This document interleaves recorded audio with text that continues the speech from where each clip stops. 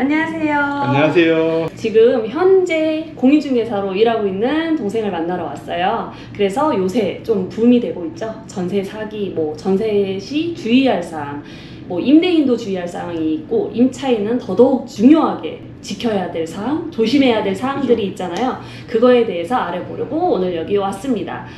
꼭 알아야 되는 내용만 간략하게 말씀드릴 테니까요. 끝까지 시청해주세요. 끝까지 시청해주세요. 요번에 이제 임대인이 돼서 전세 그 만기 때 공인중개사인 나도 잘 모르고 넘어가는 경우가 있는데 그래서 혹시라도 내가 운이 안 좋으면 나쁜 일이 생길 수도 있겠구나 해서 여러분들한테 조금이라도 도움이 되고자 네. 임대인 분들도 이 영상을 이제 보실 수 있을 건데 주의사항이 어떤 걸 조심하면 될까요? 일단 전세를 하면 보통 임차인분이 전액을 현금으로 가지고 와서 나한테 주는 경우는 드물잖아요. 그죠. 보통 실행을 했을 때 물론 아닌 경우도 있는데 보통 은행에서 질권 설정이라는 걸 해요. 질권이란 뭐냐면은 채권자가 채무자의 동산이나 재산권에 관련된 거를 다른 채무자들에 비해 먼저 우선 변제를 할 수 있는 그런 담보권, 그거를 말하는데요. 질권 설정이 일단 되잖아요. 예를 들어 3억이라고 하면 2억 7천 정도가 은행에서 오전 중에 임차인이 들어오는 날 임대인한테 2억 7천이 들어오고 나머지 3천을 임차인이 주는 상황이죠. 근데 이제 만기가 됐어요. 어쨌든 이 전세금이 3억을 저는 받은 돈이잖아요. 은행에서 2억 7천, 임차인한테 3천. 임차인이 이날 저 돈이 필요하니까 3억을 저한테 주세요 하면은 주인 입장에서는 어차피 돌려줘야 될 돈이니까 캐시를 네, 이분한테 줘도 된다? 이렇게 하는데 과거에 이런 경우가 있었더라고요. 어떤 경우였어요? 그러니까 돈을 임대인이 그냥 아무런 의심 없이 어차피 퇴실하는 날이고 이사를 가는 날이고 3억을 줬는데 은행에는 질권 설정이 돼 있잖아요. 근데 이 사람이 그거를 안 갚고 갚질 않고 이사를 가버려서 찾지 못하는 상황이에요. 은행한테 바로 안 주고? 네, 그러면 은행에서는 저한테 물읍니다. 그 사람을 찾는 것보다 제가 변제해야 될 의무가 생겨요. 법적으로. 질권 설정 때문에? 네. 그러면은 제가 그 돈을 갚아야 됩니다. 그럼 저는 3억도 드리고 또 은행에다 2억 7천이라는 돈을 손해를 보게 되는 거죠. 그렇기 때문에 반드시 은행의 동의 없이 임차인한테 줘서는 안 됩니다. 그렇다고 2억 7천을 은행에다 넣고 3천을 이 사람한테 주는 것도 안 하시는 게 좋아요. 그냥 은행에 전화를 하셔서 만기일날 제가 이 돈을 갚으려고 합니다. 계좌번호를 주십시오 하면 은행에서 계좌번호를 주더라고요. 그럼 제가 3억을 줘요. 그럼 은행에서 2억 7천을 놓고 만약에 그분이 중도 나가실 수도 있잖아요. 그러면은 상환수수료라든지 보증보험료라든지 그런 거를 떼고 나머지 금액을 은행에서 임차인한테 주더라고요. 그렇게 안전하기 때문에 임대인분들은 임차인이 달라고 했다고 은행한테 확인도 안 하고 주시면 안 됩니다. 특히 질권 설정이 돼 있을 때. 그리고 보통 질권 설정 통지서가 은행에서 와요. 근데 보통 됐네 하고 보지 자세히 안 보잖아요. 질권 설정 통지서에 써 있어요. 제가 변제해야 될 의무가 있다. 친절하게 통지서 날라오더라고요. 그래서 오늘 이 영상 클릭해서 보신 분들은 이런 사건을 겪지 않을 것 같네요.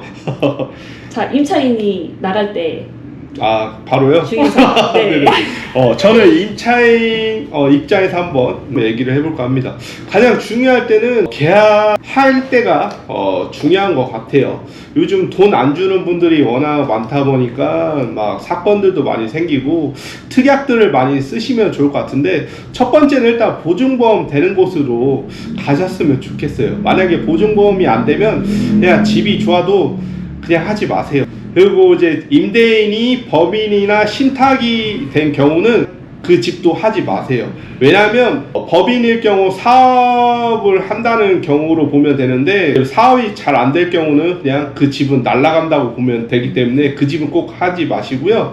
그리고 이제 특약 같은 경우는 추가 근저당을 하지 않기로 한다. 그걸 꼭 넣었으면 좋겠고요. 두 번째는 임대인은 만기 날에 새로운 세입자와 관계없이 보증금을 다 반환해 주기로 한다. 이렇게 특약을 넣으시면 반응이 두 가지가 나올 거예요. 왜 굳이 그런 특약까지 넣냐, 나 돈 줄 수 있다, 그날 믿어라, 내가 이 나이 먹도록 그 돈 못 주겠냐, 거짓말 하겠냐 이런 경우가 있는데, 아니면 오케이 그러면 여러분들은 오케이 하는 집으로 계약을 진행하시는 게 좋아요. 물론 이 특약을 썼다 해도 돈 안 주는 경우도 있지만 너무나 의아하다 뭐 그런 특약은 절대 못 쓰겠다 하면은 뭔가 캥기는 경우가 있기 때문에 이런 특약은 꼭 쓰시면 좋겠고, 그리고 세 번째는 만기가 이제 도래돼서 이제 만기 2달 전에는 통보를 해주셔야 되는데 여유롭게 한 3달 전에 말해주시는 게 좋긴 해요. 이제 더 이상 더 추가적으로 안 살고 전 만기 날에 나가게 될 것 같아요. 돈 돌려주세요. 문자로든 전화로든 꼭 2가지를 다 하시는 게 좋고요. 만약에 돈을 못 주겠다 이런 경우가 생길 건데 이제 보증공사에 그거는 이제 만기가 도래되고 한 3개월 정도 걸릴 거란 말이에요.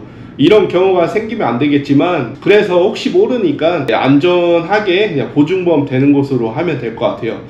최악의 경우는 주인분도 말씀이 없었고 임차인도 나가겠다 말이 없어서 묵시적으로 연장된 경우도 있을 거란 말이에요. 근데 이런 경우는 보증보험도 자동 연장되는지 아시는데 자동차 보험처럼 매년 갱신을 해야 한단 말이에요. 그래서 보증보험이 연장이 안 되기 때문에 새로 또 신청을 바로 해야 돼요. 꼭 이것도 주의하시면 좋을 것 같아요.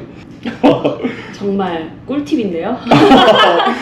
자, 오늘 이렇게 해서 전세시 주의사항에 대해서 여기 복덕방 홍매님이랑 같이 이렇게 컨텐츠를 제작해봤고요. 다음에 또 저희가 만나면 더 좋은 콘텐츠로 좋은 영상 보답드리겠습니다. 궁금하신 점 있으시면 댓글 달아주시면 되시고요.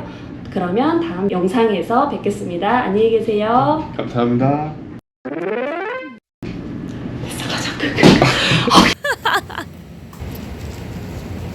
빨리 나오시죠? 가자, 밥 먹으러. 고고. 오자마자 저거 들었다니까 막 진짜 오지. 자, 막국수 잘 비우세요.